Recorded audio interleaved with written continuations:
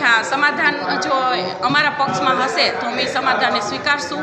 જે પણ રાજકીય લેવલે ત્યાં ધારાસભ્યો, મને અત્યારે જાણ થઈ કે ત્યાં સંસદ સભ્યો પણ બધા હાજર રહેવાના છે. અને જો સમાધાન અમારા પક્ષમાં હશે એટલે આખા સમાજની માંગ છે, મારી કોઈ પોતાની વ્યક્તિ દીઠ માંગ નથી કે ભાઈ રૂપાલાભાઈની ટિકિટ રદ થવી જોઈએ, તો અમે એ લોકોની સાથે છીએ. અને જો સમાધાનમાં એવું હશે કે રૂપાલાભાઈ જાહેરમાં આવીને પણ માફી માગે તો એ ક્ષત્રિય સમાજને સ્વીકાર્ય નથી.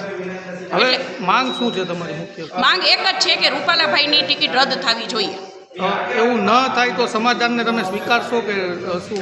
જી ના, સમાધાનને તો સ્વીકારશે નહીં કોઈ સમાજ આખો, અને હું પણ ખુદ સમાધાનને એ સ્વીકારે નહીં, કેમ કે અમે ક્ષત્રિય સમાજ કોઈથી ઝૂકો નથી, ઝૂકશે પણ નહીં. અને આ તો બેનું દીકરીઓનો પ્રશ્ન છે, અને હું તો બધા સમાજનાને કહું છું કે બેનું દીકરીઓ એ સમાજ માટે ઘરેણું કહેવાય.